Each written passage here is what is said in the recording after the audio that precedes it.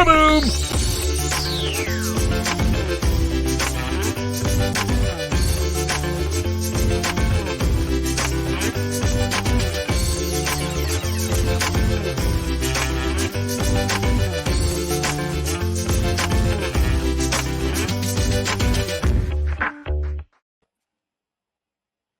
Hello and welcome to the Mint Condition, the first ever episode. I am Joe, aka Bunch You Bets, alongside my esteemed colleague and co-host Chad, aka Chamber Wrecked. Chad, how you doing, buddy? I am doing fantastic today, Joe. It's the first time you've actually called me by my name Ever. to my face. And I absolutely love it. So again, we'll get into that in just a second, but this is the Mint Condition podcast powered by Bench Clear Media. Check out Bench Clear Media for all your sports cards and collectibles shows. We are the Mint Condition. We are a group of dudes that we've actually never met before. Chad, isn't that correct? That is 100% correct. We've known each other for many years now, and I've never met once. I think we got a big background. We've worked together for a long time in the cryptocurrency field. We've done a podcast for almost 3 years now called Wrecked Podcast.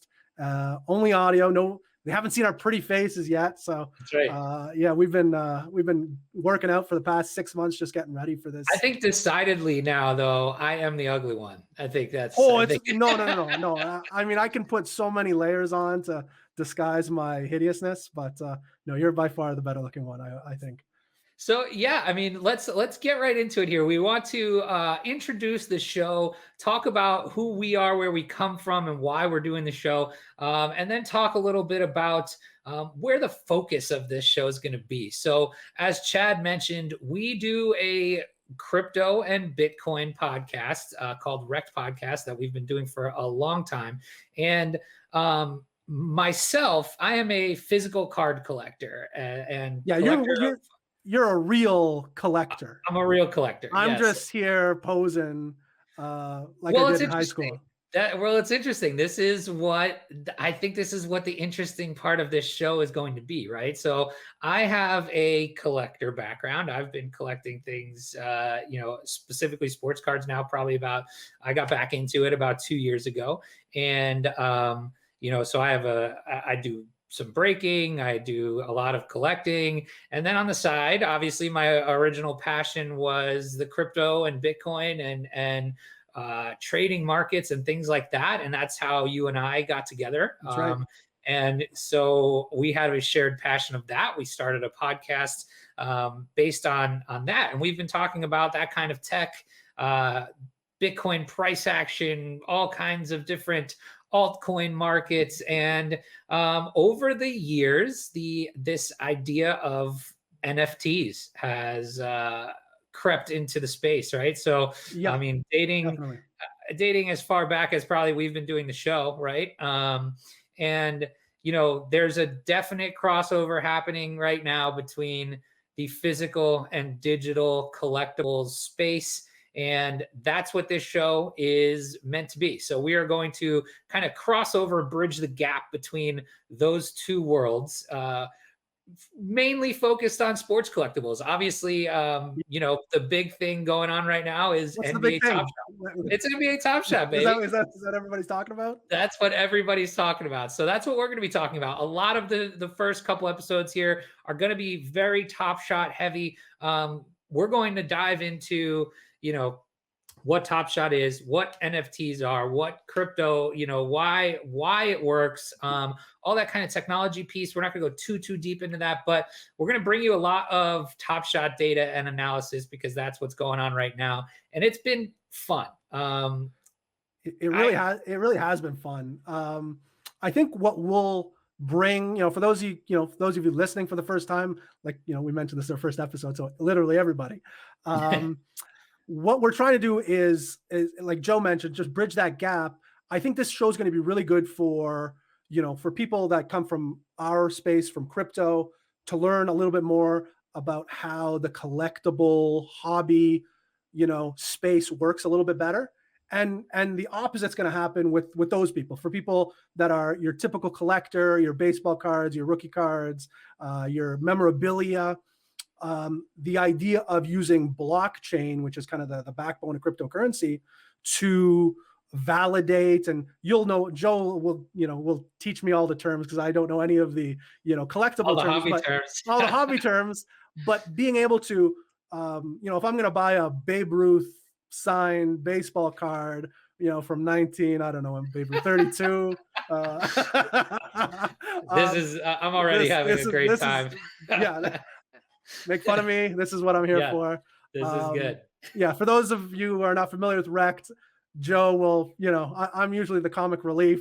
Joe will hammer on me pretty good. So, but yeah, if I'm looking to purchase one of these rare baseball cards that have an autograph on it, that's like 100 years old, at least coming from somebody that has no experience in that whatsoever. Well, this is the fun part, right? You know what I mean? Like, how do I know? How do I know it's real? How do I know it's it's an authentic signature? You come from it at a angle of someone who's not a collector of anything physical, right? And so what I think we've seen so far with Top Shot is it's very polarizing for both sides of the aisle, right? Yes. It's like there's a lot of physical collectors that can't wrap their head around why somebody would want to pay money for a video clip. There's a lot of some of the crypto guys that say, oh yeah, well, you collect a piece of cardboard with a picture of a dude on it, right? Like, exactly. So there's a lot of and which is fun because you're going to be able to provide I love it. I'm excited to learn all this that part too. And I kind of live in both worlds here. So I think that's what I'm most excited about. This whole atmosphere has been, I guess, the culmination of all the things that I've been really passionate about for the last couple of years, right? It's the collecting, so both physical and digital. I've been doing some digital collecting before Top Shot. Yeah. Whether it's art or other crypto type collectibles. And then markets. So that's part of the reason that you and I love crypto is it's that 24/7 to 365, maybe not 24/7, 365 Top Shot right now, more but like three hours a day for maybe 4 days. Right. And but yeah, so the market aspect, which I find super fascinating, the real actionable marketplace and how we can take some of our crypto knowledge and trading backgrounds, if you want to call it that. We're not great at trading. This is our second show. But I feel I feel like a lot of people out there that might be getting into Top Shot or are physical collectors don't even have that realm that they're thinking about, right? Like, because, in the physical space, it's I'm buying something, I'm selling it on a marketplace, but that marketplace is most likely eBay, right? Yeah. And so, there's not a lot of real-time actionable data that can tell you, hey, here's what an average price is of this. You're looking at eBay sold listings, really, a lot of times. There's some newer platforms like things like Market Movers, which is, scrapes eBay data and things like that. But the fascinating piece of the blockchain is it's all there, real time. You can see it. I can see who owns what, how many, who's moving what, where, all that kind of stuff. But all right, let's reset. I'm excited. Are you excited, Joe? I'm very excited, dude. I'm so excited.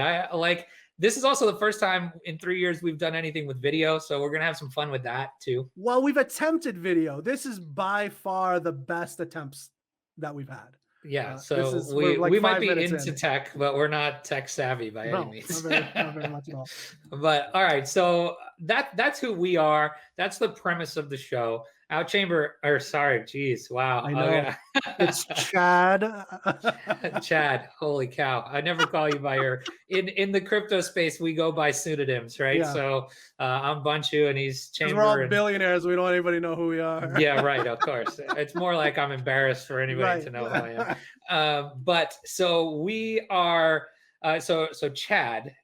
Let's get into the backbone of why this digital collectible space can even work, right? Right. So let's start with blockchain 101, right? So, because I feel like this is really important for, a lot of the people who are coming over from maybe a physical to digital, right? Right. And how does it work? Why does it work? Why is it different than watching a clip on YouTube? So talk about a little bit about what is blockchain? Why is it important? Well, I mean, obviously, it kind of starts with the grandfather, Big Daddy Bitcoin, was kind of the first to utilize it in a way. And essentially, what blockchain is, we call it a distributed ledger. Can be a type of blockchain, and it's just a way to verify from multiple sources that a transaction is authentic. I think that's the simplest way to put it. If you go to a bank, everybody uses a bank. You take out $100. Your bank is the institution that has the ledger. It's only in one spot. It's at the bank. It says Chad has deducted $100 from his bank account. And if I want to transfer $100 to Joe, my bank says, okay, Chad's account's going to lose $100. Joe's bank says Joe's getting $100. And we kind of take it at their word that they're accounting for everything appropriately. A distributed ledger is multiple, usually thousands, if not tens of thousands, of different computers approving that transaction, saying it's an authentic transaction, and we're getting multiple confirmations. I think it also says that the $100 bill that you just got from the bank and give to me for a transaction for a baseball card, right, is a actual verifiable $100 bill, and it's not counterfeit. Made in the United States of America. Well, that's actually something else we should touch on. Chad, you are Canadian, correct? I am fully, yes. As you can tell by my toque and not my beanie, I am 100% Canadian. Yes. So you're going to get some interesting Canada versus USA takes on this. Lots of it. I believe one of the other bench clear shows has somebody who's doing a show from Canada as well. So I don't think he's originally from Canada though, but and I've been seeing a lot of Canadians in the Top Shot, yes, world. Big. Well, I think it's because you're big NBA fans. We are. What happens is you get hockey jammed down your throat, forever, and you're like, I gotta watch what I say. This is a family-friendly show. Our other show has an explicit rating. And I've caught myself about 3 or 4 times now. So yes, hockey gets jammed down your throat your entire life if you're Canadian, specifically in more rural communities. And I've always found basketball being that kind of the, if you want to be kind of counterculture, that was the one to go with. And I think when obviously Vancouver got a team and Toronto got the Raptors, that just, sparked everything significantly. So I think basketball is maybe the number 2 sport in Canada now. Soccer is definitely up there. Where does luge come in? Luge is, it's a top 10. Curling. It's a top 10. You big curling guy? The Briar's on right now. I was watching curling yesterday. I don't know what that is. It's a real deal. All right, so you explained a little bit about what blockchain is, right? And so now blockchain, when you're thinking the way you just described it, that is for, let's say, a monetary transaction, right? So you can think of Bitcoin as money, right? Sound money, and what is, we can go into that for days, but in the collectible space, so Bitcoin, just like a dollar, right, is what they call fungible. And fungible meaning my dollar is the same as your dollar, right? But these collectibles are built on a different type of technology. And this type of technology you've probably heard lately referred to as NFTs. You're going to hear a lot of that term flying around lately. For those of you in the hobby, Gary V is a huge, obviously huge into sports cards, and he is now high on the NFT train. So he's been, tweeting about NFTs for the past couple weeks. So you've probably heard of what an NFT is, or at least the term NFT. But so I just mentioned that, the Bitcoin piece is something that's fungible, meaning you can trade it for something exactly alike. NFT stands for non-fungible token. So, Chad, what does that mean? And what does that mean for how a collectible might work in a digital space? So, correct me if I'm wrong, but I'm gonna be wrong a lot, by the way. But essentially, what it means is you can only transfer ownership of that token. You can't trade it for. Mine is not like yours, right? Mine So is not like it's it's the a thing that one makes it of unique. one, or well, Right. or that individual serial number. We'll get Correct. into the top shots, but you'll get a serial number on it. That is the only one that exists with that serial number, and you can prove it on the blockchain. Right. So in the sense of the serial number piece, right? If I tell you I'm selling you the number 23 of 15,000 LeBron James no look 3, and you tell somebody else, oh no, I'm selling you that same one, the number whatever. Right. You can't. There can't be two, right? There's only one. Even though there's 15,000 LeBron 3s, that means there's 15,000 of those. That token address minted, right?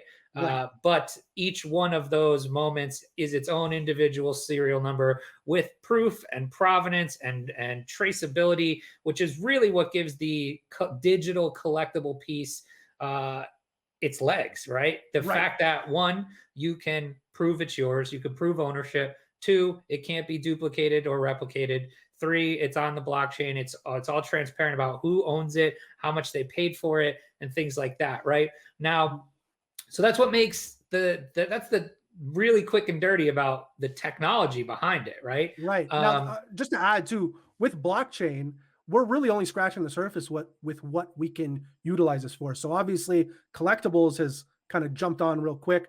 Collectibles and art is kind of leading the way, right? You talked about sound money, like Bitcoin, but also the big thinkers in blockchain have tossed around the idea of elections on blockchain, medical history on blockchain, information that you kind of want to keep unique and transferable as far as things that need to have integrity as well. Absolutely, right? absolutely. Big farm. I know big farm. Transportation. Watching things go from China to. I thought you were going to say big pharma, and no, you actually stopped at big farm, like an actual big farms.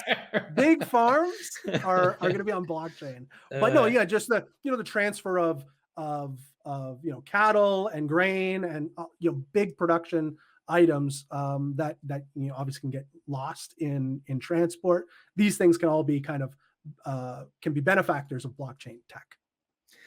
All right, so why would a digital collectible have any value, right? So let's talk about this, because the big thing is, why would I pay for something digital that I can either, if it's a piece of art that I can screenshot, or if it's in the case of Top Shot, I can watch the clip on YouTube, right? So this is where I think you kind of have a unique perspective, because that's kind of what the physical collectors say, right? Is why would I want this? My argument to the physical collectors, and again, this is, I really don't have skin in the game either way. I have maybe a little bit more on the NFT side, but what's the difference to just looking at a picture of Hank Aaron or Whitey Ford and then looking up his stats? Well, I think what I mean? Yeah, they would say, I think the fact that it's tangible and you can hold it, right? Sure. That seems to be, that's cool. No, that is cool. which has value, of course, right? And display it. You know what I mean? You can display, have a nice room. Yes, like I can show you like my your back wall has all the cards. I could show you my Alec Baum rookie card insert, or that I have sitting right here, right? So no big deal. And yeah, right. Well, I mean, it's not, but it's like, it's literally about to get sent to Star Stock. I literally have it sorted next to me. But the tangibility piece is a real thing, right? So if you're a collector that wants to have something to display and show off, there's different avenues of that in the NFT space that are going to exist as well. But I think the aspect of owning something digitally and proving you have ownership of something digitally is important. You're seeing that it is valuable. People are living more and more in a digital world. And to be able to do these things and have provenance proven on a digital scale is important, right? And so, whether you buy into a Top Shop moment that you can just buy on or just look on YouTube, right? There's a lot of differences there, but You have an account, you underlying, can go look at them on. right? The underlying piece is it's something that you can prove that you own digitally, right? Well, I think, and that's where the trade-off is, right? So on one hand, you have the NFT says, I can 100% guarantee where this has come from.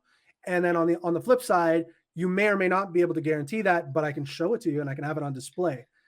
Now, my 100%. thought is at a certain point, and it's not today, but down the line, it would not shock me if you had display boxes. Sure. You know what I mean? That you could plug in, hook up to your Wi-Fi, and it's your number 20 feed, LeBron James, no look. You know what I mean? Like they already have digital frames that you doesn't can do shock me. Like yeah, this, like right? that doesn't shock me. You can do this with a digital picture frame already, right? But so that's the one thing that you can't do, or at least we're not doing currently. And there's a couple different things of like, what I think the most important thing is, and whether it doesn't have to be one or the other, right? Like you don't need to be a physical collector or a digital collector. That's a very good point. It can be, and I am myself, it can be this and, you know what I mean? And so if you see value in the fact that you own something, period, then it's only a matter of time as the world becomes more digital that you will see value in owning something digitally, right? Like if you want, if proven ownership is important to you at all, eventually proven digital ownership will be important to you. Now, as a collector, what would you say are like kind of the top three most important? Like, why would somebody collect? You know what I mean? Is it like where does making money land on that list? Well, it's interesting. I feel like if you asked people in the sports card hobby 5 years ago, they would have a lot of a lot different answers than you might today, right? And somebody that was around collecting 5 years ago, it was not as lucrative, I would say. The boom wasn't here. We just in the past year have seen a massive rise in sports card valuations. You've seen our favorite term, institutional money, coming into love that institutional money into the space with infrastructure plays and all of that kind of stuff. But I think first and foremost, it's these things strike emotion in people, right? Like I would say, the cards that I have that I am collecting are people or things that elicit a response from me, whether that's nostalgic or like, oh yeah, I watched him play when I was a kid, or he's the greatest of all time, or this is my favorite team. So I would say first and foremost, that's why people collect, right? And then as you kind of grow into it, it's for me, it was then there was a money aspect to it, right? Like I can make money doing this, and I can take $100 card and grade it, and it becomes a $5,000 card. You know what I mean? 5,000 is obviously not correct, but it increases in value. But so there's that's the money piece has come into it in a huge way lately. Is it like a top three? I would say for most people right now it is. Yeah, I would definitely say, because there's money to be made in the digital space. If that enters your, if that enters your reasoning at all when it comes to collectibles, then you should definitely look to add maybe some digital options to your portfolio of collectibles. Yeah, the other thing we didn't touch on is scarcity, right? Like, So that comes into play with physical as well as the NFT, right? It's you were telling me about scarcity. You were telling me about the collectible side of things a couple weeks ago. I think we were talking when I was a kid, I collected hockey cards. As much as I hated hockey, that was something you could collect. But I didn't realize you were mentioning something along the lines of like how much they would print back in the 80s and 90s. Right. Absolutely. And that's why it's referred to as the junk wax era. That's what it was. Yes. It's referred to. I didn't realize that. Yeah, so that's why if everybody getting in nowadays has they'll come and tell you, oh man, I have all these sports cards from when I was a kid, and that was literally probably late 80s, early 90s, depending on what age you are, and they're largely worth nothing, for That's the most part, crazy. right? So That's bananas. yeah, and all right, so I think we've covered the blockchain piece, the technology piece. We can go into this much further in a different episode, but I want to move on here. Let's talk about the talk of the town, and that's NBA Top Shot.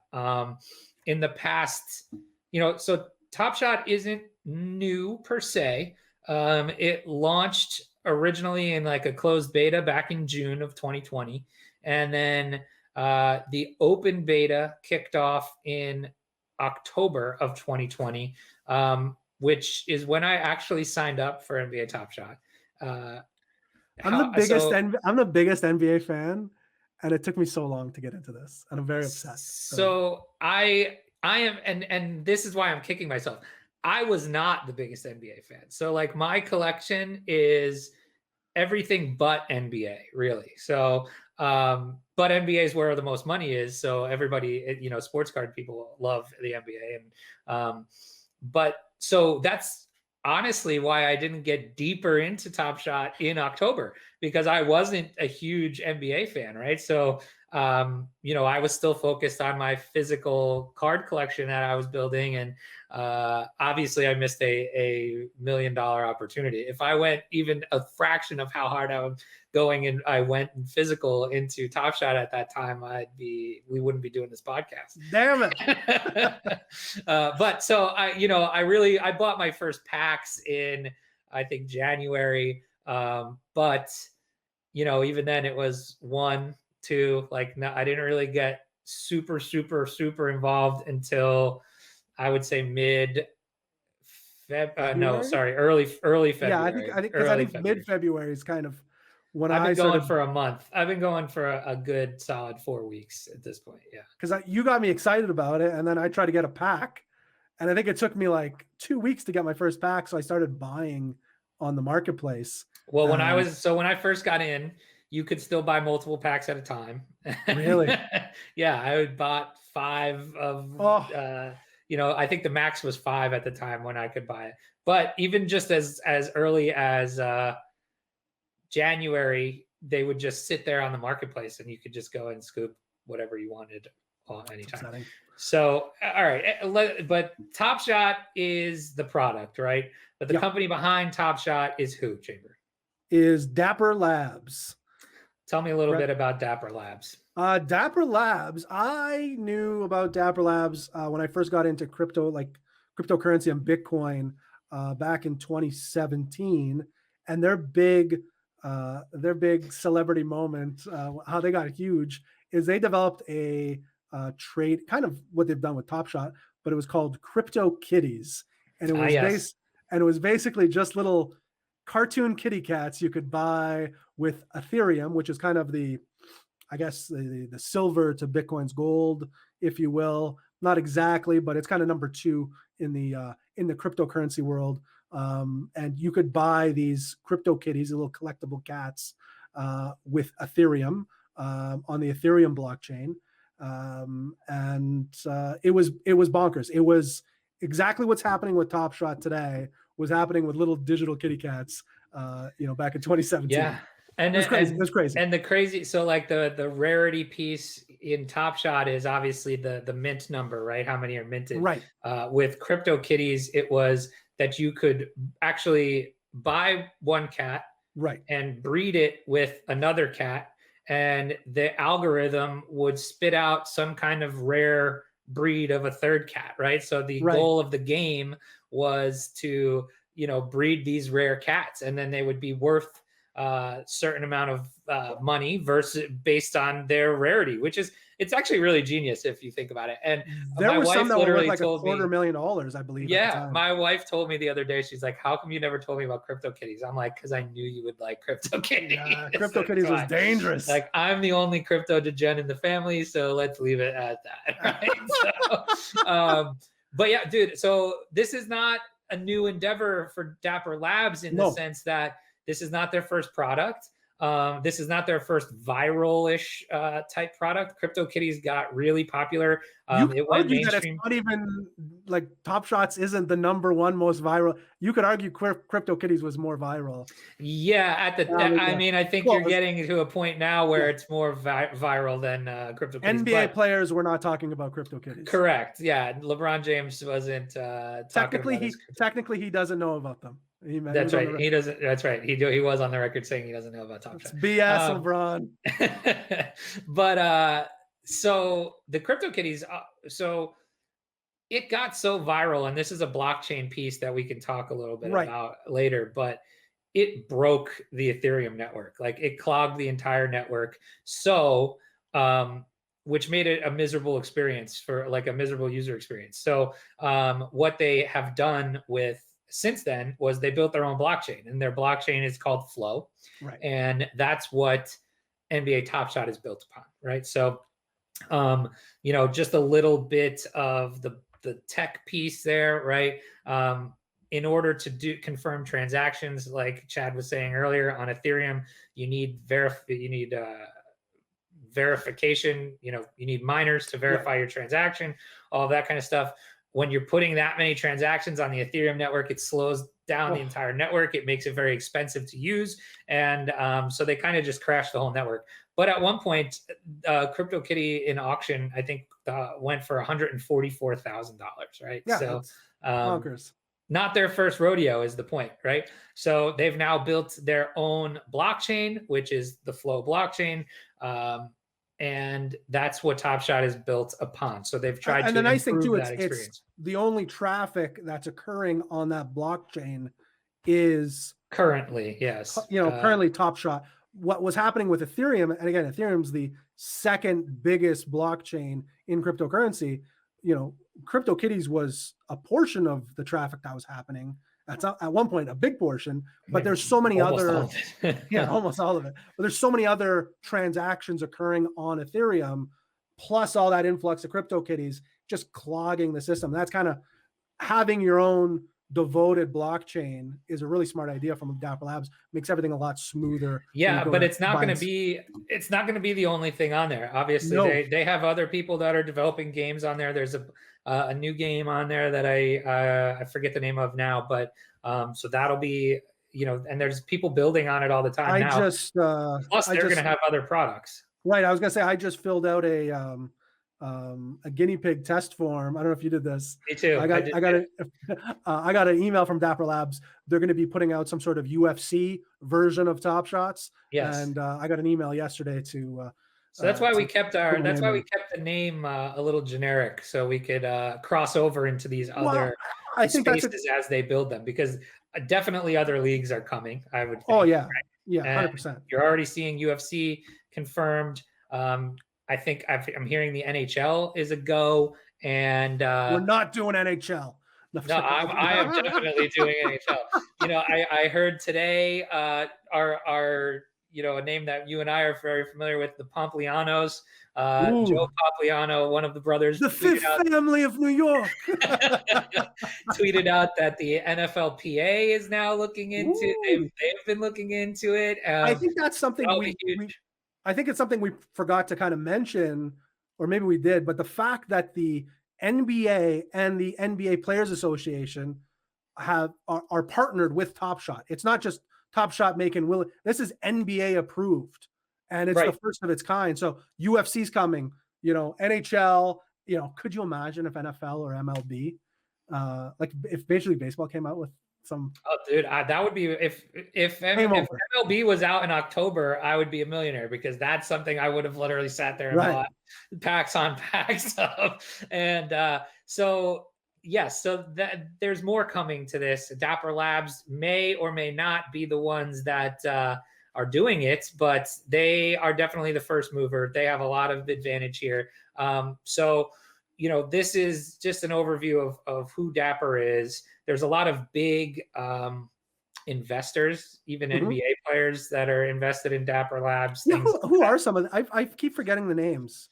I can't believe Is Josh Hart in there? I don't think he's actually an investor. I think he just was digs one of the Top first Shot. ones. Yeah, I love it. He just Well, he's digs always Top been, Shot. he's a former Laker, Josh Hart, traded for Anthony Davis. So, he did his part for the team.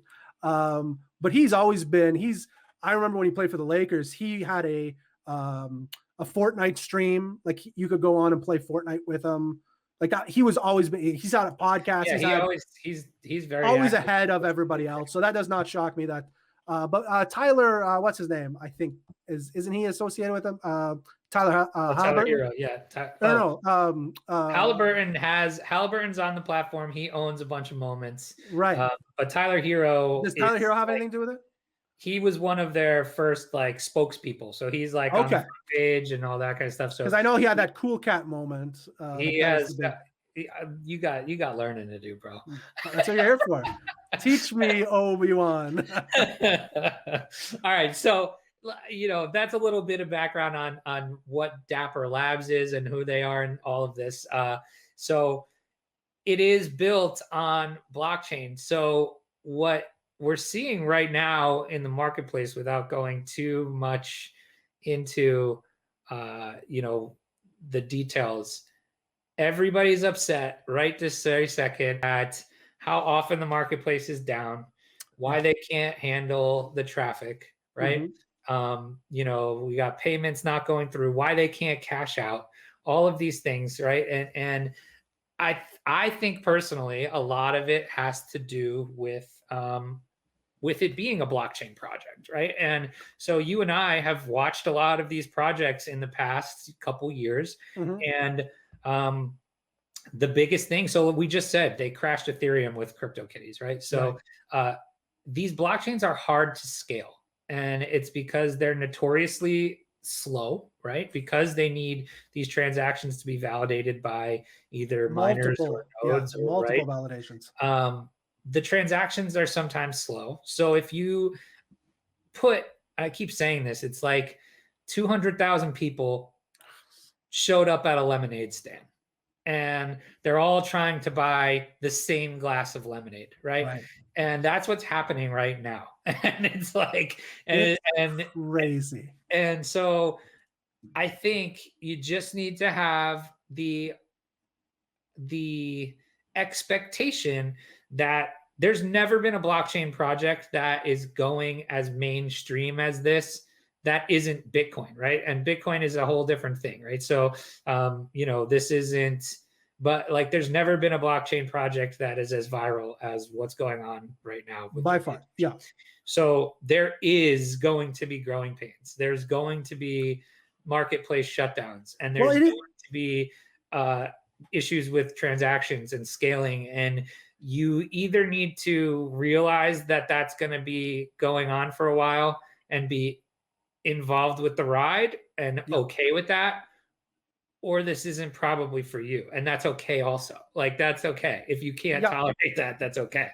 And at the end of the day, when you click on the Top Shot website, the first thing you see is beta.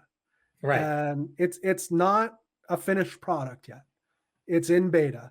And I guarantee you, as big as the dreams for the Dapper team was or have been, no one was expecting. It's great. The fact that, we're going to show some clips later, we have some actual NBA All-Stars, like top 10 players talking about Top Shot. I'm a big basketball guy. Every podcast that I listen to about basketball is now talking about Top Shots. So let's talk about why it might be. Bron is denying Top Shots that he even knows about, which is a big deal. Not for long. He knows what it is. He just hasn't got his cut yet. He's too cool for school right now. That's it. It's let's talk about but I do want to just make that point, right? Like it's not just a normal, the piece of blockchain that has such a large appeal to a lot of the crypto folks out there, right, is that it's intended to be decentralized, meaning that at some point you're going to be able to take your moments and put them somewhere else and take them off the platform and sell them somewhere else, right?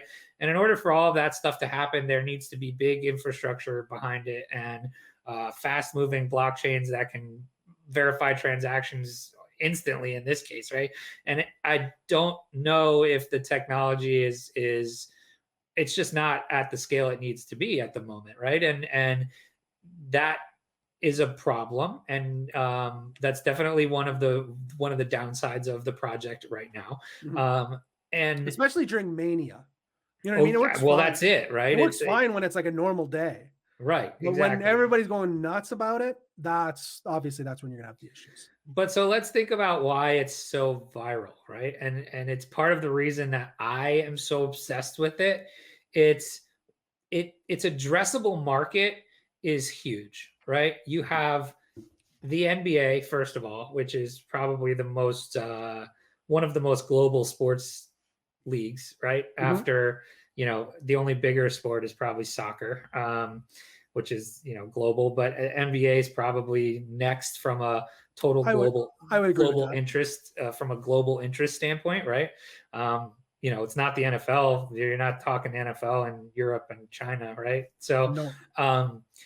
You have one of the biggest sports leagues.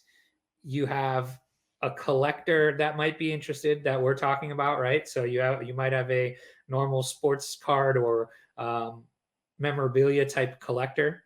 You have the entire crypto nerd space, which we are a part of, right? Yeah. That might be interested in this.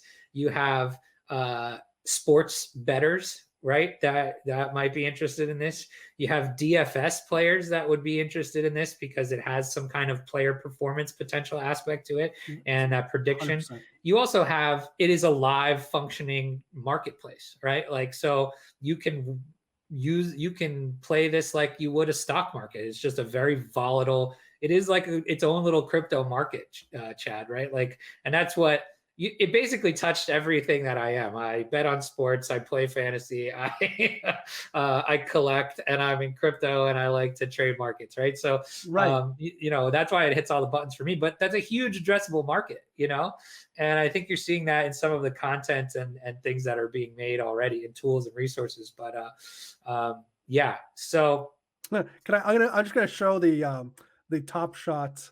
I'm going to show the Top Shot website right now so people can get an idea of what kind of mania this is looking like right now. Because I was just looking at it. It's hilarious. Just what the homepage looks like. Give me 1 second here. This is pretty painful. So as you can see here at the very top, the marketplace is disabled because too many people have bought.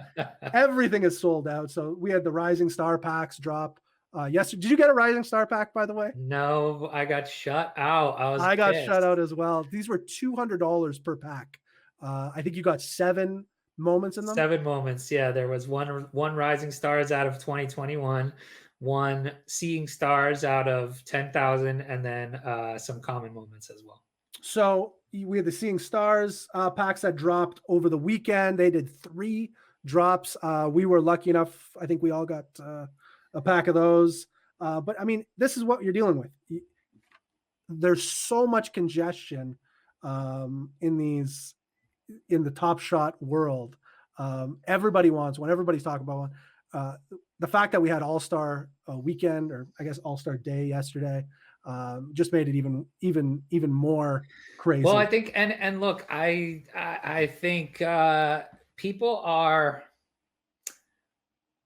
in the right to be frustrated that, you sit there and they do 4 pack drops this weekend, and they can take all your money, but they don't have the marketplace functioning for you to go now send or sell your moments that you just got, right? So people have the right to be upset about that. But I would say this, the fact that the marketplace, the fact that people are upset at all speaks to what a juggernaut this is. Like, they've created something that people are banging down the doors to get in, right? And I would say the frustration with the marketplace not functioning properly when it's up and you're trying to make moves and you're getting 40 transaction failed emails is is 1,000x more frustrating than Very having to wait an extra day for them to hopefully fix it. So if you're frustrated, I get it, I understand. Just think of what I said before, where it's 200,000 people rushing a lemonade stand to buy the same lemonade, right? Like, So accurate. And they so let's just quickly go in through how, what what you're expecting if you make a Top Shot account, right? You kind of were just talking about it, right? So there's you know at the end of the day, I just want to stress this as well. This is I'm gonna pull it up again so we can kind of walk through it. Yeah, it's a game, right? Like, it's not, I mean, it's a game that has a collection aspect to it. And at the end of the day, that should be your expectation, right? So, obviously there's a lot of people that have made a lot of money really quickly playing this game and doing it early and successfully. But at the end of the day, it is a game, so you have to make sure that you're going into it with that expectation. So you make an account. Oh, look, our mint condition account. How many moments we got? We're officially Laker fans, by the way. We got 3. Oh, that's another thing. Chad's a Laker fan. I'm a Knicks fan. So we got a little New York, LA going on. We have 13 there was moments. definitely more Knick love yesterday than there was Laker love, I'll tell you. Very much so. We got 13 moments. So, okay, so here's where your moments live, right? So you can see we got our Donovan Mitchell that you have for sale for $333 if Marketplace ever comes back, right? And then, so here's where your moments live. The idea is there's packs that you can buy. These packs are of different rarities. There's common packs, there's legendary packs, there's rare packs. And these will each have different type of moments in them, right? And so what you're buying here is a moment in time of a player, right? Of a certain play. And each one of these is minted out of a certain, so you see here, this Steph Curry is 13,978 out of 15,000, meaning there's only 15,000 of them made. And while that number may seem huge, it's really not, right? Like, what would be for people that aren't maybe familiar with the physical collectible side, is that if I were to get a Ken Griffey Jr. from like 98, how many of those cards would necessarily exist in a particular series? You know what I mean? What's interesting about this, and this is another reason I like this, and maybe not everybody who physically collects will, but so you're familiar with the concept of grading cards? Yes, no? I'm aware of it. Okay, so let's use an example here. So Panini is a card a card manufacturer. They create their most popular set is Prism Basketball, right? So Prism is a basketball set that they release. And I think I was watching a pack opening the other day. Okay, perfect. So now there's X amount of Prism boxes made, right? And those boxes go out into the wild, and they're either bought by consumers, bought by breakers that kind of sell to their customers, and all the cards get distributed that way, right? Whether you're buying it in a hobby shop, whether you're buying it through a break, whether you're buying it direct, however you're buying it, right? And then say let's use last year's rookie class, right? So say the biggest thing last year was Zion Williamson rookie cards, right?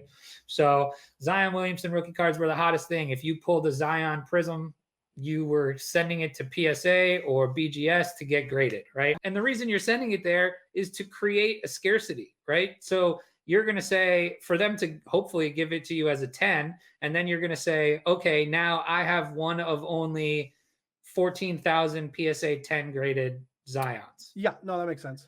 Right? So I think what's interesting about this from a digital standpoint and the minting piece is that the scarcity is already there. It's created for you, right?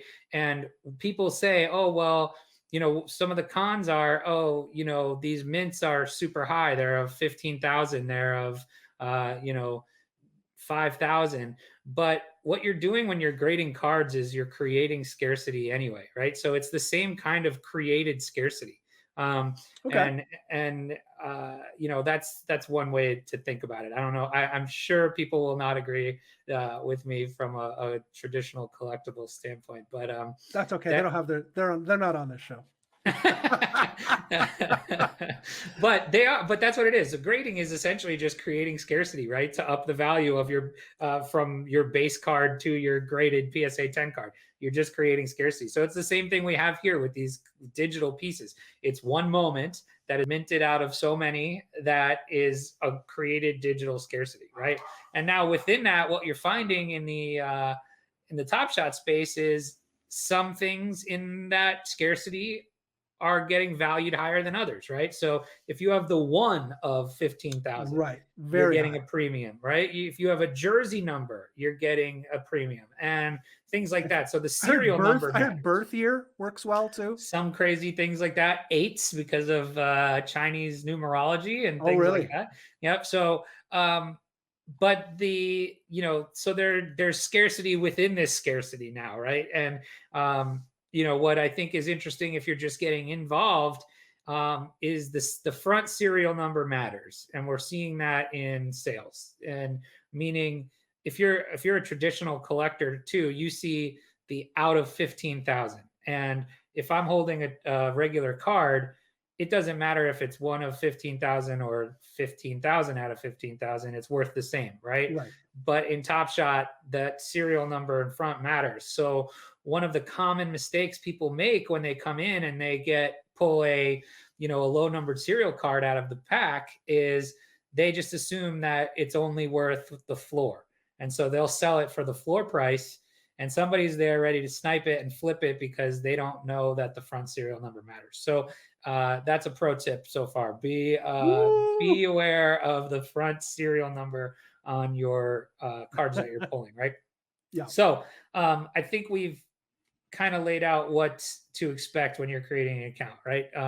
And is there anything else we missed there? Maybe there could be. We don't know. So this week was big.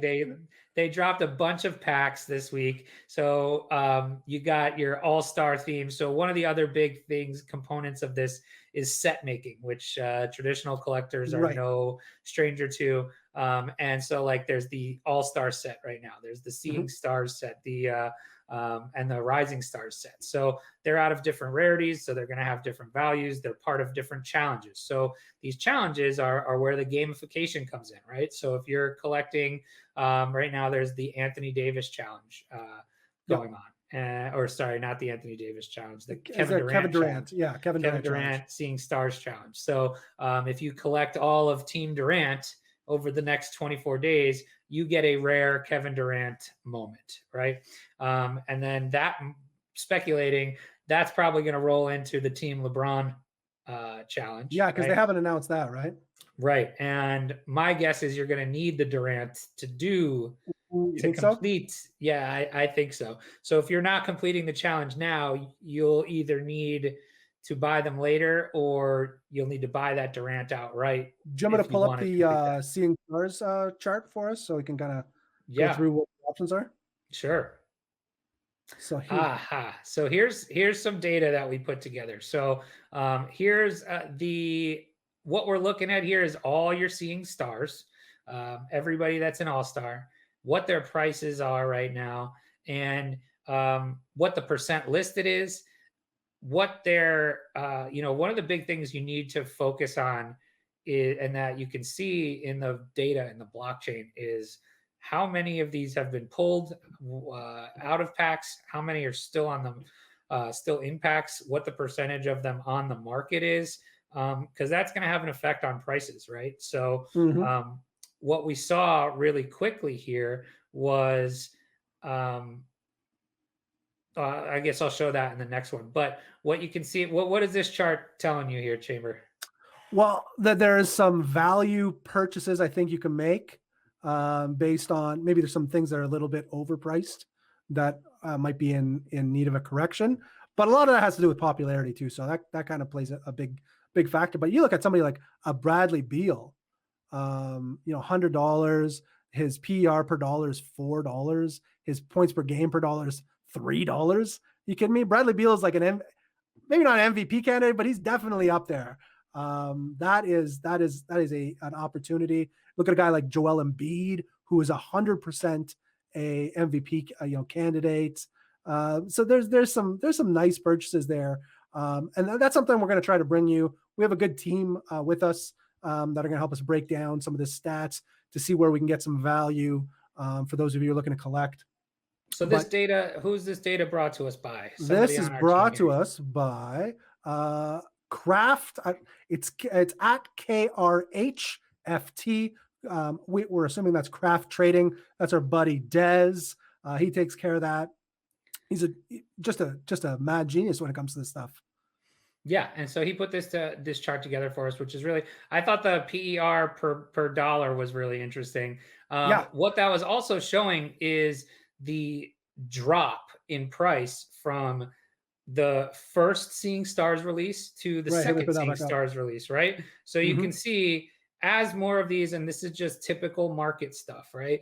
As more of these hit the market, the price dipped. And that's gonna happen every time more of these in this, like you said, these mania, these big pack drops, that's what's gonna happen. The more supply that hits the market, you're gonna see people just trying to say, hey, I paid $14 for this pack. I can get 10x on my pack really quickly. And so those prices will drop. And then what's going to happen is people are going to be there and scoop them up. These challenge ones are interesting because they actually have utility, right? In the sense that you need them for a challenge. So sometimes they hold premium over a similar minted moment. So that's we can talk a lot of strategy kind of on our next show here. Yeah, because I have some questions in regards to strategy when it comes to what to do with these things. Yeah. Once the challenge is done. Yeah. So, that was one thing we wanted to look at today was the Seeing Stars challenge, what we expect with those when the marketplace comes back. So now when the marketplace comes back, I think you're going to see a rocket moonshot on these things. We've done all 3 packs. You're going to see an initial dip because those people who bought packs yesterday, again, that are looking to just get their 10x on their money, those are gonna hit the market. People are gonna scoop them up, and then that's it. They're gonna be in people's hands who want to hold them, who want to complete the challenge, and they're gonna make you pay for them if you don't have them yet. So if you do not have them and you expect to want to complete these challenges, I would get on them quickly when the market opens back up. There's going to be some opportunity to do that, and then I think they're going to fly. So I've been trying to buy all of mine before the blitz happens. Somebody was throwing out some figures in order to buy all of the moments required to get the Kevin Durant. Correct me if I'm wrong, but was it just shy of $3,000 that you would need to get the? Yeah, you'd have to look at what the current. It's tough to say right now because the market's down, the marketplace is down, but really you would just need to see what the floor is on all of those. And last I checked, it was between like 2,500 and 3,000. Which again, I think if we're doing this time next week, that's going to be a lot higher. I agree. So let's go back and check that next week. So right now we're saying it's around 2,500 or 3,000. I think it's going to be maybe closer to 5 next week. I agree. So I would not wait to buy these because all 3 have now dropped, right? Actually 4. There's been the 3 Seeing Stars releases, and then you got a Seeing Stars moment in your Rising Stars pack, right? So those are hitting the market soon. And then, so you're going to see a dip. And then you're going to see. Did you see somebody selling that Donovan Mitchell for $1? Oh my God. Honestly, and that's the crazy part of this, right? So it's an active marketplace. We're going to hopefully bring you the tools and equipment and information necessary to make smart choices, right? And not have you sell your Donovan Mitchells for $1 or your I think that's where we come 50, in. Right. That's where we can come in and give you a different twist than maybe some of these other people that are making Top Shot videos. We have a background in, trading markets to a certain extent. I wouldn't have said that 3 years ago, but we really do. Like you were pulling up charts the other day, charts that you we'll show some in a minute. Yeah, it's crazy.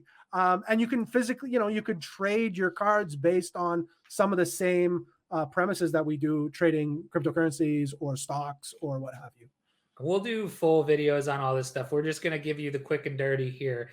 So bring up that one more chart that we wanted to show, because the other thing that always is the big chase in the regular collectibles hobby, sports card hobby, is rookies, right? And that's what everybody wants to chase in the sports card hobby, right? So there are rookie moments in the Top Shot universe, and there are a bunch of rookie moments out right now that this is another piece of the game that's going to happen, right? They're badges. There are badges coming to these moments. So things like a player's first moment, a rookie debut moment, the rookie, their first moment and a rookie debut moment will have two badges. So these are what you're seeing on this chart here is rookie moments that will have 3 badges. So in theory, these will be the most sought after rookie moments of these players, right? They're all minted to 4,000. So all rookie first moments are going to be minted to 4,000. And you can see here what the price is on these, right? So LaMelo, big money for LaMelo, 33.75 for a LaMelo Ball 3-star rookie right now. It's the same price you would get for those Triple B shoes. Yeah. Tyrese Halliburton is up there at 14.20. Then Emmanuel Quickly. So this is interesting. Again, when you're looking at this, and this is courtesy of our buddy Des at Craft Trading, he points out here very accurately, what do you see in that third column there with the percent listed, Chad? The percent listed 3% on Emmanuel Quickly. Okay, and he's getting $1,100, right? Yeah. There are more Quicklies coming into the wild. Will that price hold? Maybe. It might even go up because he's a super high sought after guy. However, I think you'll be able to find yourself some deals in the next coming days once the marketplace opens up, right? So you see this, the average here looks around, 6% of these cards that are listed.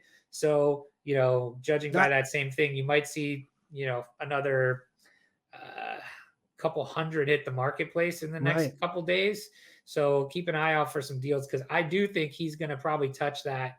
He's going to be probably on par with Halliburton, Anthony Edwards, but you might be able to get those deals, on Quickly soon. I'm not sure. I want one really bad, but I'm trying to be patient as a Knicks fan. So again, like we said, percent listed, very important to consider. On here, potential deals, Wiseman and Edwards look like they could be, really. I think Anthony Edwards is a real steal here I still think he could be a rookie of the year.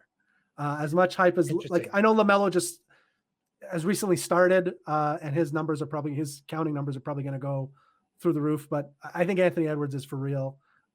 Definitely undervalued at this price for sure. I would also say if you're holding an Obi Toppin at the moment, it may be time to sell. He didn't win the dunk contest. If you look at that points per game per dollar, right? Very high. He's a rookie that is not playing a lot of minutes at the moment, and so you may be able to sell now. Get back in a little cheaper on Obi. He is, I do think market and popularity matters. Like, he's a big hyped guy because he's in New York.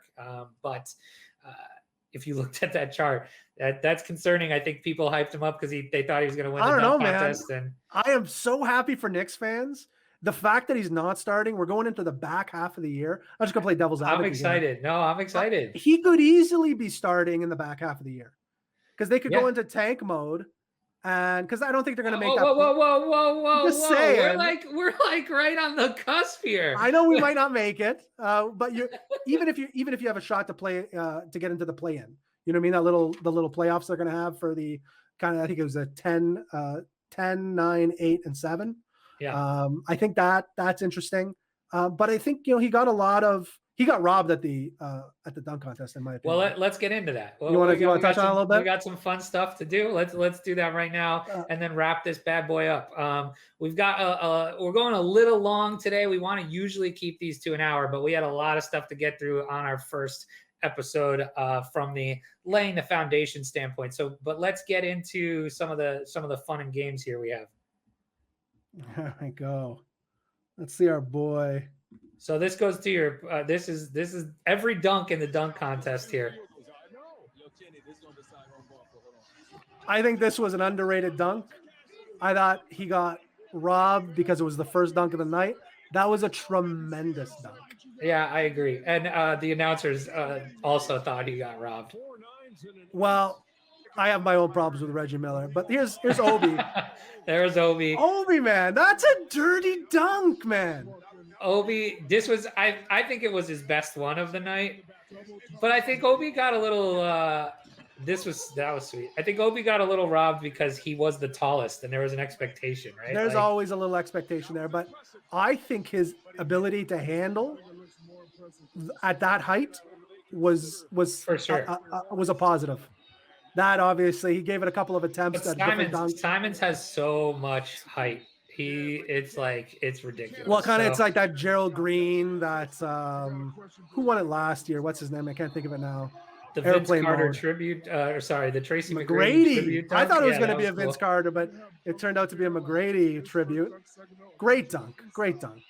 I think that was better than McGrady's, to be honest. I think he stayed up in the air longer. This one I thought was really good. So what I loved about this was that's his dad. That is his dad. Dad, 27 years old. I don't know how old his dad was. Holy smokes! Apparently his dad was dirty. He was known as Dunker's Delight. Dunker's Delight. I remember Dunker's Delight. Wow. This is Obi, man. I'm high on Obi. What do you think of the kiss? Should that have won or not? I was excited about it at first. Remind me that I don't know if you remember the Gerald Green birthday cake dunk. Yeah, where that was totally underrated. That was amazing dunk, and it kind of gave me that. But had he kissed the actual rim there, I mean, that is pretty. Look at this. Whoa! That's pretty cool. So high in the air. If you put that in a moment, yeah. Right. So I thought overall. So Simons doesn't have a moment yet, though. I mean, Simons is going to have. I would imagine they're probably going to do the dunk winner moment. Yeah. Probably the Steph 3-point winner. They'll probably have Domantas Sabonis winning the skills challenge. My guess is they'll probably do one of each of those. Mm-hmm. Am I wrong there? I feel like that's probably. I don't know. Definitely the dunk. Definitely the dunk. Yeah. But last but not least, I should show you one more because our one of the highlights from yesterday's game was Dame Lillard draining the game-winning three. So it was this weird. I don't know if you watched the entire game. It was a new way of doing it. So didn't they do it last year this way too? Did they? I think they did. Last year was rough. I lost Kobe before the All-Star game last year. Right. I wasn't in an All-Star mood. I'm gonna be honest. I may have missed that. but the fact, they played every quarter, and if you won the quarter, your whatever charity that team was playing for got, I forget, it was like 150 or was it $75,000 per quarter or $150,000 per quarter? It was a lot of money per quarter. But then at the end, the winner needed to get to 170 points. So I kept seeing this morning. I turned off the game. I'm going to be honest. I turned off the game when it was like when there's maybe 5 minutes left, and the LeBron's team was up by like 20 points.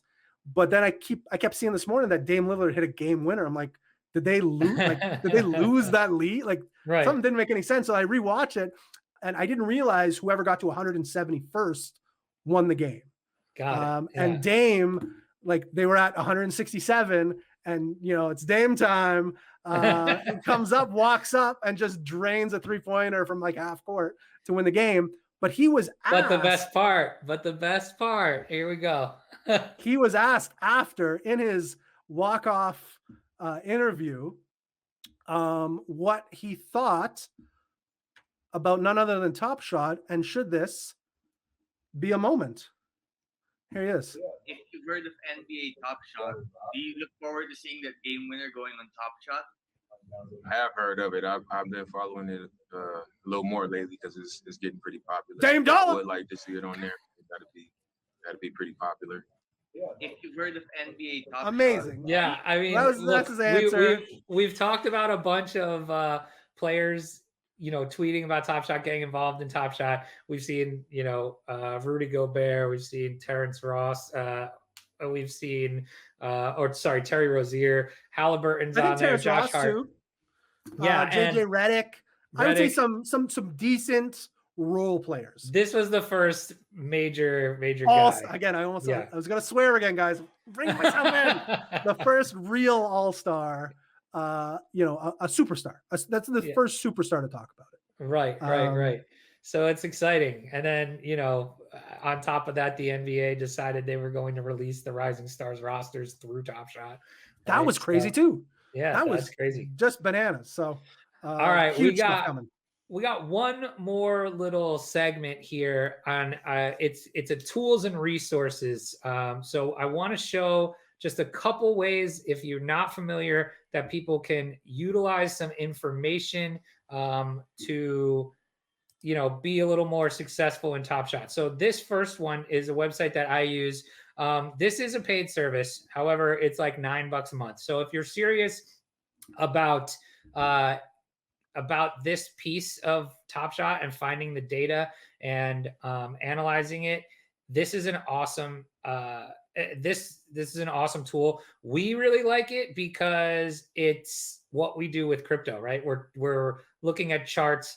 Some would say we're reading the tea leaves, but we're looking at charts, and essentially what these charts are is just a graphical representation of what's going on in the market, right? Mm-hmm. So I'll just look really quickly at a moment that is iconic on the platform. So we got LeBron James, 3-point, the no look three. It's been sold 11,000 times, right? So you can see how many listings there are now. You can see the market cap. You can see the percent listed, what the mint is, all of that kind of stuff. But then if you click into here, you can actually see the chart, the graph here on what the moment looks like.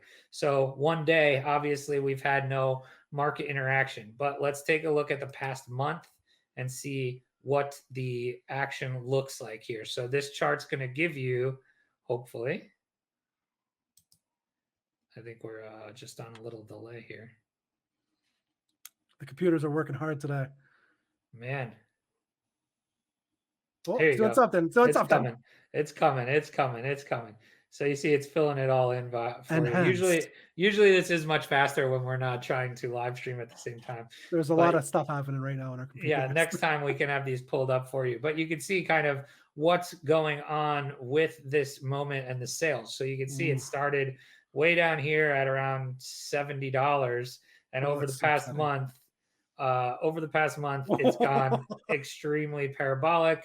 And now it's on this. This is kind of that dip that we've seen in the market. What's the cheapest price for this one? Do we say $1,000? Right now it's $10.50. I wish this would load a little quicker here. This is not. There you go. This is not their fault. This is my internet's fault, right? But you can see kind of what you might be looking for in a chart. We'll go into a whole episode about this at some point. But you can see kind of what the areas you might be looking to buy or sell are, right? So you can see. Maybe we should bring one of our our really good crypto traders and just show them charts and see how they would trade. We totally could do that. And so you can kind of see where the price action is on these. And again, this is great just because it's a graphical representation of what's going on in the market. One thing I would like to see is if there was volume, so you could see exactly how much sales this represents. Right.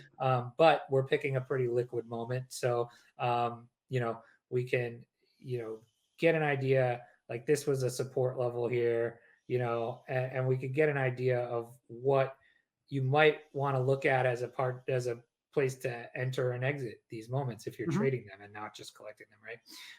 Another option here is moments rank. Love this one. So this, let's put the mint condition. Yeah. This is our team. It's just mine that I just renamed to the mint condition. Our team Top Shot. It's going to be the official Top Shot account. Yeah. So you can see here, it'll give you the rank of anybody's account. Like total account. Right. And you're not really, I don't pay too much attention to this piece, like what percentile my account is in, right? Okay. But what you really want to look at here, I think this is a good idea, or this gives you a good idea of what your serial numbers might be worth, right? Okay. So you can see there's a difference between your lowest listing value, which is if you just sold everything you have on the floor, right? Versus what your potential total moment value is, right? So they take your serial number into account. Oh, I see. And they say, okay, That's my so favorite you one have, right there, though. That's my Alex Caruso. there you go. So you might have, so here you have, let's see, you don't have a ton of low numbered stuff versus what the mint is. But so like, here you go. So they're saying that this 2001, based on their, their data, the floor is 6, but since you have a mint that is in the low end, it's worth potentially that much. What about right? my Donovan Mitchell? It's a 799 out of 10,000, I think. Where's that one? Right below the second Alex Caruso. Yes, I have 2 Alex Carusos. So yeah, so there you go, 799. So the floor is 106. So this is a good example. The floor is 106, but they're estimating your value based on serial number at 264. And I will say, I've listed stuff at their suggested value. Yep. I've listed stuff at their suggested value, and it's sold. So because I wanted to kind of test this stuff. So is this I would say is this pretty one accurate free for the viewers? What's that? Is this one free for the viewers? Yeah, this one's free. We didn't say smash that like button. Smash that like button. And then lastly, one that most of you have probably heard about is evaluate.market. You could get any kind of data here. This is showing your like daily sales activity on the whole platform. Again, you can look up people's account value here. You can look up stuff on moments here. So let's say we wanted to go take a look at any specific moment. Let's go with your Alex Caruso. Which moment do you want to look at from Alex Caruso? Let's look at the does it pull all of them up? There's the block. Let's do the Alonzo block. I like that one a lot. Which one is that? The Western there's Conference? there's freaking 3 blocks. Oh no. Base set block, I think it is. Base set series 1. Or metallic. Oh, try the metallic gold. I think it's the metallic gold you have. Yeah. Okay. So then it shows up all of and it's probably not the metallic gold that you have based on your account. So it brings up all this information that you can see here on the actual moment. So you can see it's 100% owned, and there's out of the 150, there's only 83 unique users, right, that have this. So some people own multiple, right? It tells you what the market cap is. So your market cap is essentially just exactly right here. Your lowest ask times the circulation gives you a implied market cap, right? Let's look at one other one really quick because there's none. These are series 1, so there's no base. Let's go with this Emmanuel quickly, right? Because this is a good example where you can see, again, this is all meant to give you data that you can make better decisions with, right? We call it when you just jump into something blind in crypto, we call it aping. You just ape in, right? We're trying to prevent that here because, again, a lot of this stuff goes up and down very quickly. It's very volatile. So you want to try to make the best decisions you can. So lowest ask, 1,100, right? The circulation, 4,000. That's how many they're going to be. Right now, you can see there's 17% of these that are still in packs, right? Okay. And 24% are only 24% are owned. Or no, so sorry, 24%. 17% are out of the pack? Yeah. Is that what we're saying? No, 17% is left in packs. Okay. So there's 690 that's still in packs. Got you. So have yet to be opened. Now, could somebody have a pack, not open it yet, and it be in there? Correct. Yes. Okay. Yes. But you can see there's 920 unique users and 960 owned. So that tells you there are people that are owning multiple of these, placing some bets on them, right? But the more users that own these, the more unique users, typically, in my opinion, the better, because the price floor is going to be not as controlled in such a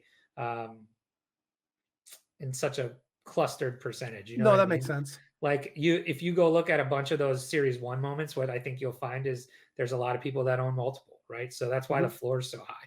You look at the percentage of buyers and sellers. One of the other things I like to look at in this is you can see market movers. So anybody's moments that are up and down in value throughout the day. And then your sets. I like looking at this. It tells you the market cap of each individual sets. So you can so series 2 right now, if you wanted to go buy every Cool Cats moment, it would cost you $7,419 if you wanted to just jump in and get involved in the Cool Cats. Now, what's interesting is this was about $12,000 last week.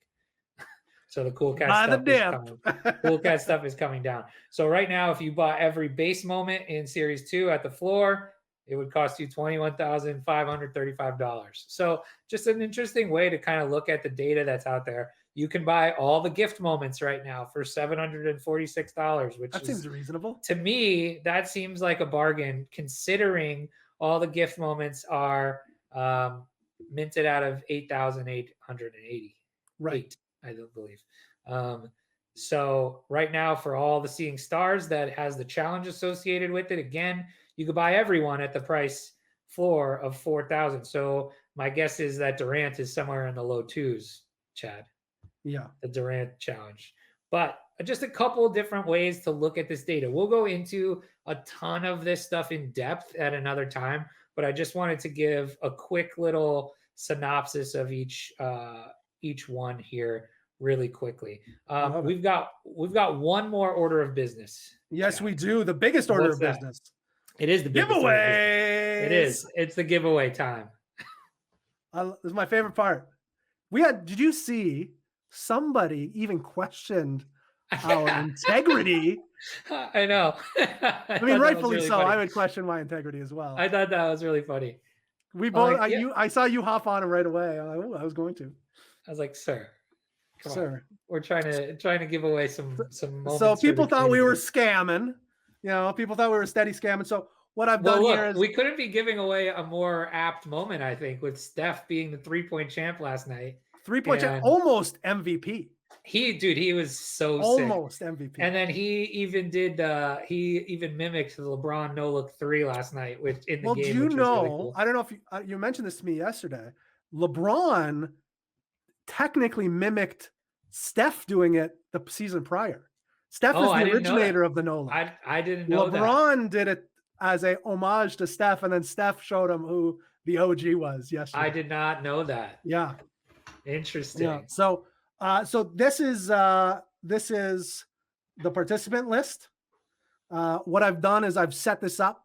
So once I hit start, it's going to give us one winner, and then I think 3 or 4 backups. So just in case for whatever. So we had 185 people participate, huh? Yeah, huge. Awesome. Considering it's our first giveaway. Show. Yeah, that's awesome. So we are giving away that Steph Curry that I was showing you earlier when we were looking at the video. That's going to be our giveaway. I don't know what the price of it is now, but I mean, realistically, that's at the time it was almost $200. Right. Could be around there too after yesterday. After the markets open up, right? So yeah. Can I hit start? You think?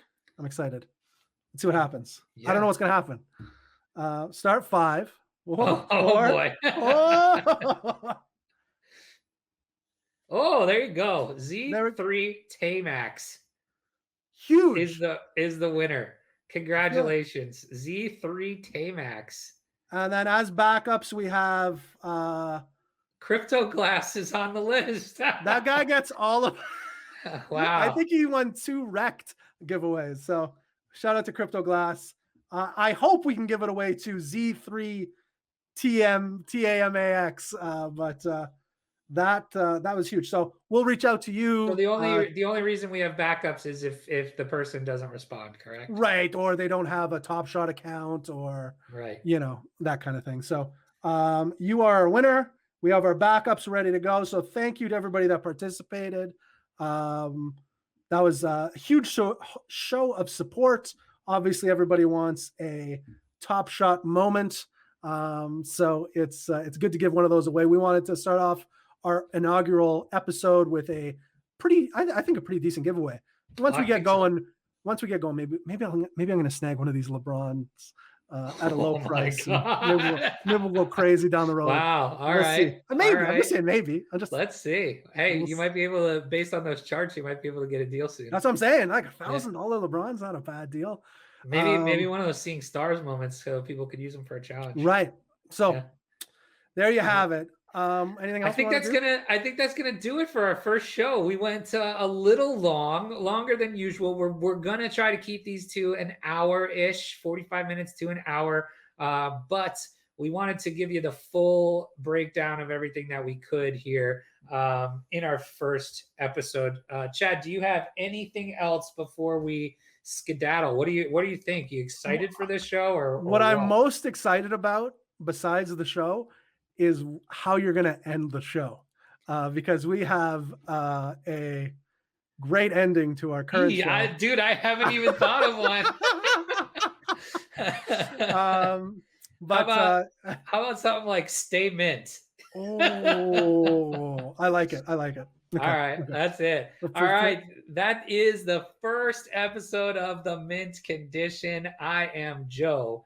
And for Chad and the rest of the crew. So we have one more quick shout out. We have our producer friend, AJ, helping us out. So big shout out to him. He'll be on the show at some point. And then we have Craft, our buddy Des at Craft Trading, helping us with that data. So shout out to those guys too. We'll have both of them on sometime soon. Next week, we actually have an interview already, which is fun. Amazing. We'll be talking to Jack Settleman. So Jack Settleman, if you are in Top Shot, you've probably heard of him. If you're a regular collector, you might have heard of Jack. So Jack he's a physical and big time Top Shot person. So we wanted to bring someone on that has experience in both to kind of talk about what it is that intrigues them about, both worlds, right? Because that's what we're trying to do here. So that's awesome. That's going to do it for us. Until next time, stay mint.